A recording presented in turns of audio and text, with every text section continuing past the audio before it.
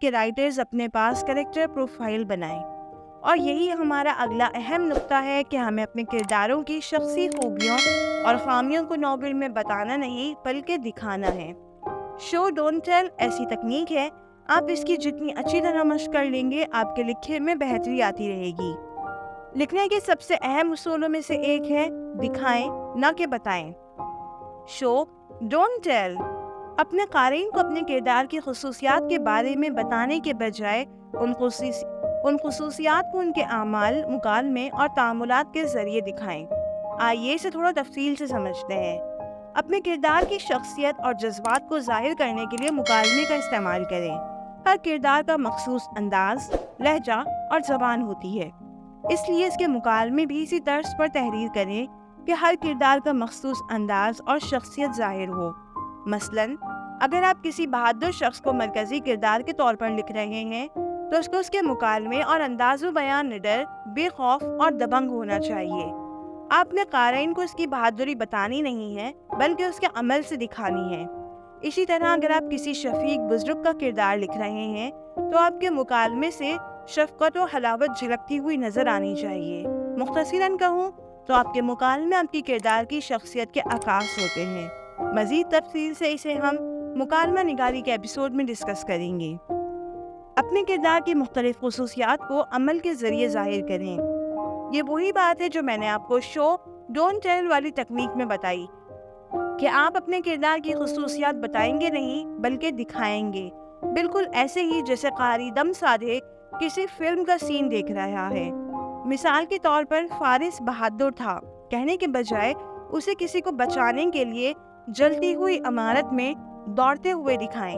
یہاں فارس کی بہادری آپ کو کہہ کر بتانی نہیں پڑے گی بلکہ اس کے عمل سے ہی قاری پر ظاہر ہو جائے گی۔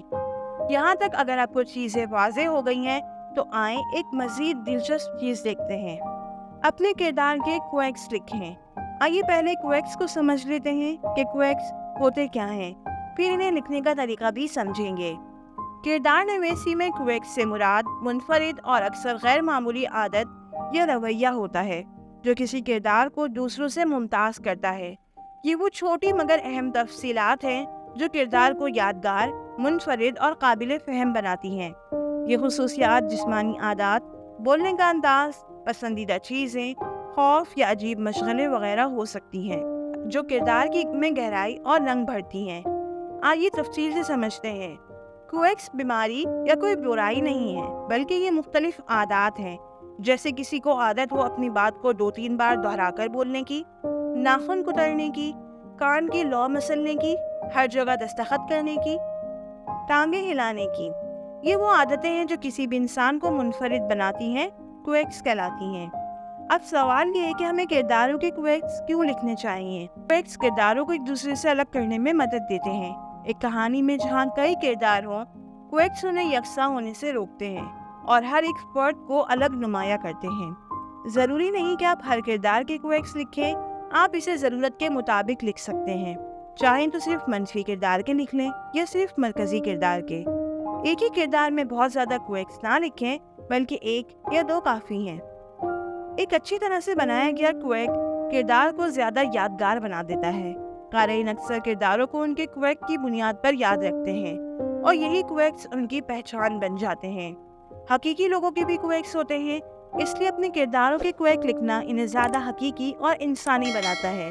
یہ خصوصیات ان کرداروں کو قارئین کے لیے زیادہ قابل فہم اور ریلیٹیبل بناتی ہیں۔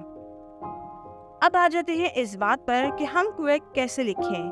سب سے پہلے اپنے کردار کو سمجھیں۔ اپنے کسی بھی کردار کے کویک لکھنے سے پہلے یہ سمجھیں کہ آپ کے کردار کون ہیں، ان کا پس منظر، شخصیت اور محرکات کیا ہیں۔ کردار نگاری میں سب سے اہم چیز ہوتی ہے کہ آپ کی ہر چیز کردار کو حقیقت سے قریب تر بنائے، نہ کہ غیر معمولی اور غیر حقیقی۔ آپ کے کردار جتنا حقیقت سے قریب ہوں گے، قارئین کے دلوں میں گھر کر پائیں گے۔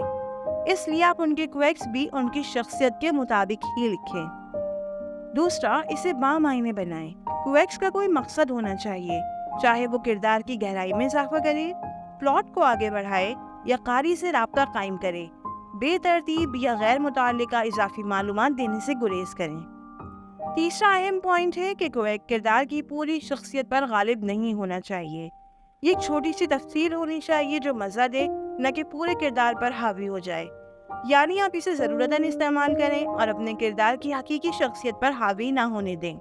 लेकिन इसका मतलब ये भी नहीं कि आप इसका कहानी में एक बार जिक्र करके भूल जाएं। जब आप एक किरदार को क्वेक दें तो इसे कहानी के दौरान मुस्तकिल तौर पर इस्तेमाल करें। अगर किसी किरदार को परेशानी के वक्त बालों को घुमाने की आदत हो तो ये उन मौक़ों पर होना चाहिए जब वो फितरी तौर पर परेशान हो, या चीज़ें रखकर भूल जाने की आदत हो तो वक्तन फ़वक्तन उसे दिखाएं। इसकी मिसाल अगर आपने सुनो चंदा ड्रामा देखा हो तो इसमें लड़की के बाप को दवाइयाँ खाने की आदत होती है, ये क्वैक है। चुपके चुपके में भी तारा महमूद के किरदार को सफाई करने की आदत होती है, ये भी एक क्वैक है। क्वैक की मजीद कुछ मिसालें देख लेते हैं। जिस्मानी क्वैक की चंद मिसालें देखते हैं, जैसे परेशानी में टांगे हिलाना, बार बार पलकें झपकना, बालों की लट को उंगली में घुमाना, होंठ काटना, अब्रू उठाना, कंधे उचकाना, नाखून चबाना, उंगलियां चटखाना वगैरह। गुफ्तगू में क्वैक की मिसाल ये हो सकती है, एक किरदार हर जुमले के आखिर में तुम्हें मालूम है कहने की आदत रखता है, ये अपनी बात को दोहराता है, ये अपनी बात के दरमियान रुककर अगले से तस्दीक करता है कि आपने सुना मैंने क्या कहा।